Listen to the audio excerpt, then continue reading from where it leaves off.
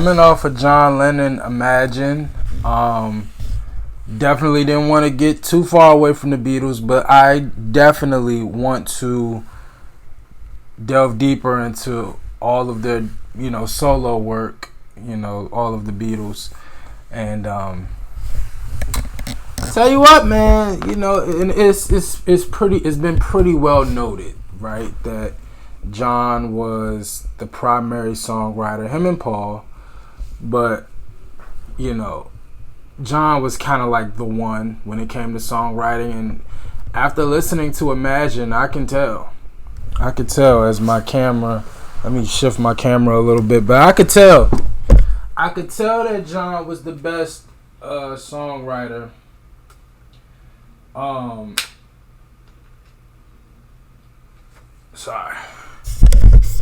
Sorry, that was going. Oop, nope. Well, let me back it up a little bit. There we go. I know I should have did all this before I started recording, but yeah, I could just tell that John was my, just off of Imagine, I could tell John, out of all of them, is more than likely going to be my favorite songwriter. Even though, I know I love George. George is my favorite because, his records, the ones that he wrote, Sunshine, and I personally like George. I love the fact that he was the one that felt least respected. And he jumped in and out, left, came back, came. But I really like George. George is my favorite. But I think my favorite songwriter, specifically in the art of writing a song, I think John might be my favorite. But I love George. But anyway, this is Blackbird. All right. Now, I believe this is another number one, because somebody, when they recommended this, said, hey, I guess I shouldn't say I think. You guys literally told me this was the number one. So this is another number one record from the Beatles. This is Blackbird. So yeah, we know that this, from a commercial standpoint, was a big hit, but does it match up artistically? We'll find out. The Beatles, Blackbird. Here we go.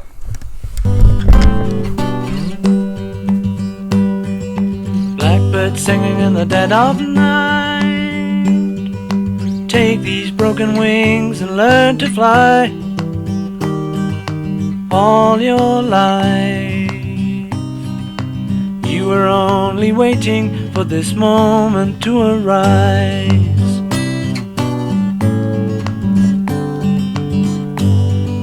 Blackbird singing in the dead of night. Take these sunken eyes and learn to see.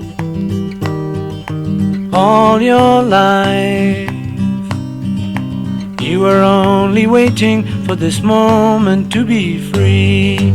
Blackbird fly. Blackbird fly into the light of a dark black night.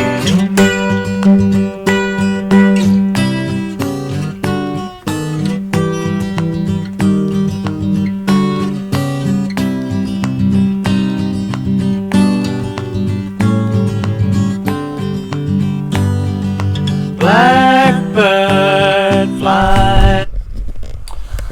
So I'm just trying to figure out exactly,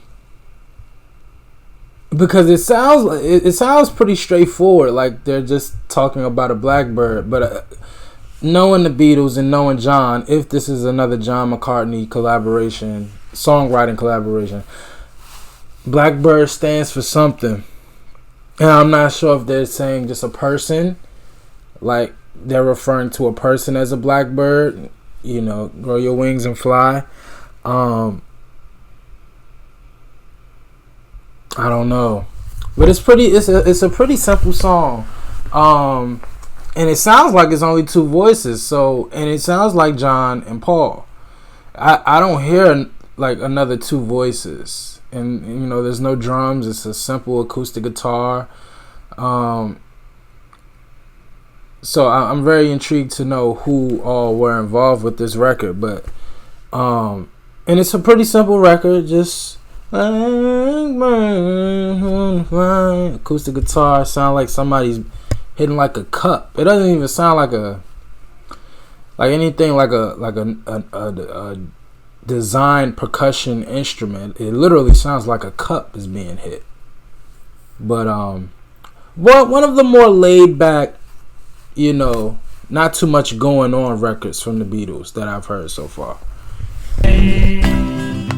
Blackbird, fly into the light of a dark black night.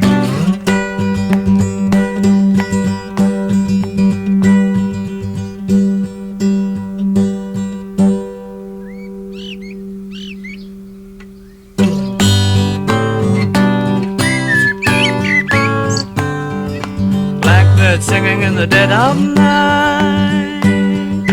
Take these broken wings and learn to fly. All your life you were only waiting for this moment to arise. You were only waiting for this moment to arise. You were only waiting for this moment to arise.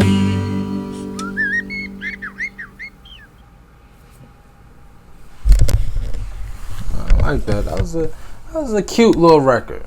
I like that. Again, definitely one of their more laid back records that I've heard from them.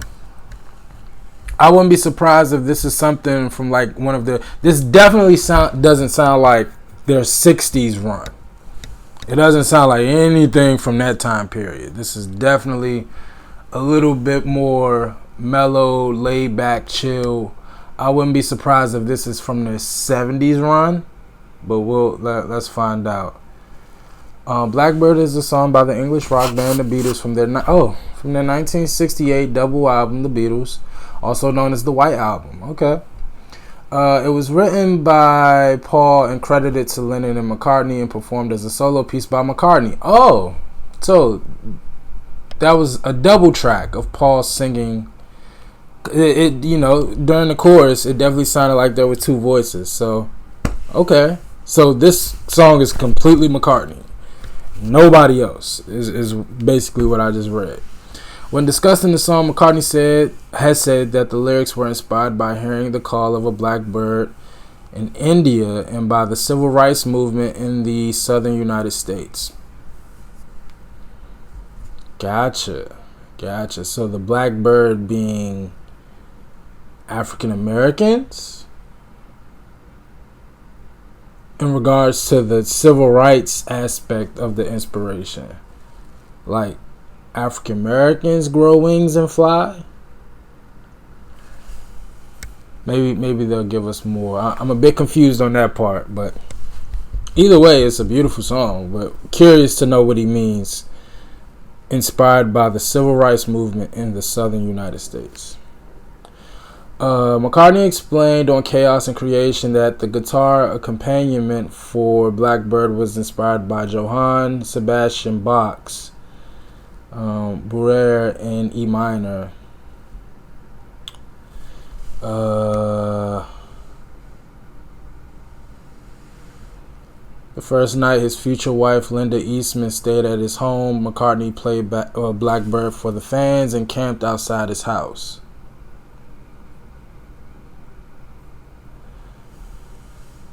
Meaning, yeah. I'm really. He said that he was inspired by the call of a blackbird one morning when the Beatles were studying the Transcendental Meditation in India, also writing in Scotland as a response to the Little Rock 9 incident and the overall civil rights movement, wanting to write a song dedicated to people who had been affected by discrimination.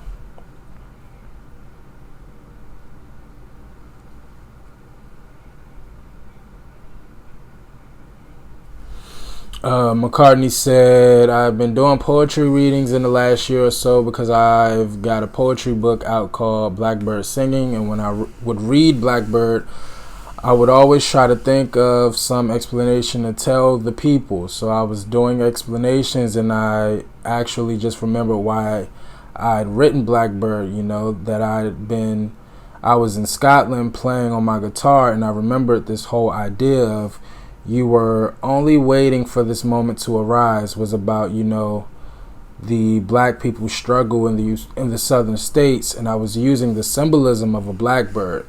It's not really about a blackbird whose wings are broken, it's a bit more symbolic. Gotcha. McCartney further elaborated on the song's meanings, explaining that Blackbird should be interpreted as black girl in the context of the civil rights troubles in the southern. Okay. I get it. I like that.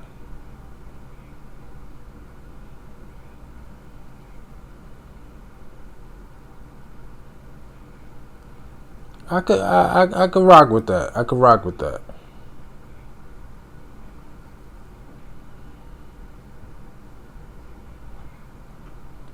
Charles Mason?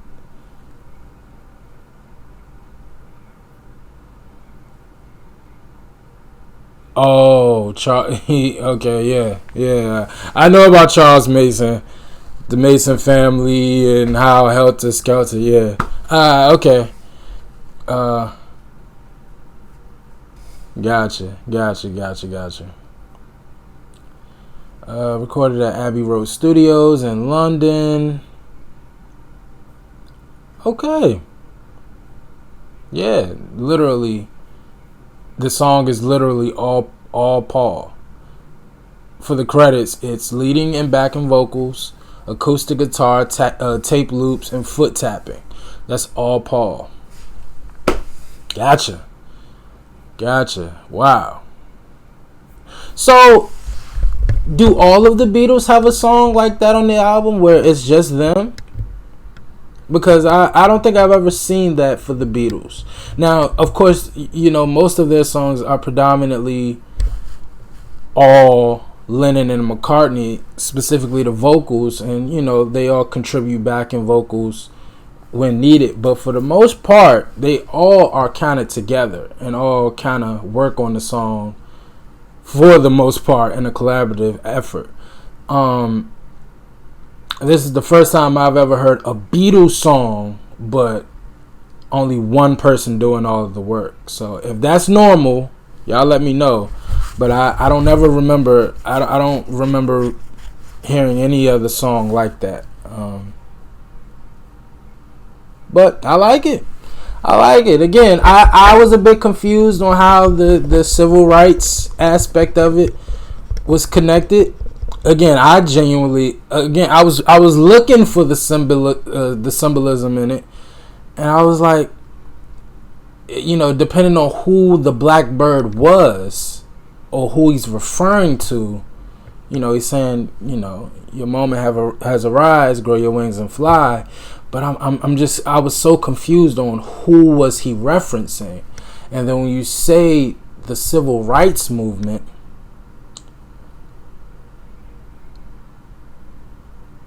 it's like, I don't know. And I'm not gonna lie, I'm reading Charles Manson's interpretation of it. Mason interpreted the lyrics as a call to black Americans to wage war on their white counterparts and instructed his followers to commit a series of murders in Los Angeles. Right. So look, Paul literally said nothing about violence. He said nothing about war. Nothing about this song has any violent nature in it whatsoever. But I do kind of see what Mason's saying in regards to grow wings and fly, because it's like when you say this song is inspired by the civil rights movement, and you consider what black Americans was doing at the time, peaceful protests, sit-ins and et cetera, and then you come out with a song that says grow wings and fly, interpreting that is something else that Black Americans should have been doing. So, in regards to the grow wings and fly, exactly what did you want Black Americans to do? That's the only part. Again, Mason is completely off, which, surprise, surprise. But that is like, I understand why Mason heard something like else. It's like, what do you mean, Blackbird, grow your wings and fly? But I like it. I like it. That's the beauty of art. It could be interpreted however you want to interpret it. Not in Charles Mason's way, but Manson. I keep saying Mason. Manson. But anyway, man, this was I like this record. Again, very simple in its nature, nothing extravagant about it. But just a good song, and very, very interesting inspiration and context to it all. I really like that. I like things that make me think. Even if I get it wrong, which y'all know I usually do. I always get these songs wrong, but I like thinking. So y'all let me know how y'all felt about it, man. Y'all let me know when y'all first heard this song. How did you interpret it? When you heard Blackbird, grow wings and fly, and you could just say, Drew, I didn't think that deep about it. I just liked the song, and there's nothing I can say. But if you are one of those people who like to really think about what the artist is saying, y'all let me know when y'all first heard this song. What did you take from it? Very curious, very curious. And then like, comment, and subscribe. I appreciate y'all for watching. Until next time, with the Beatles. Peace.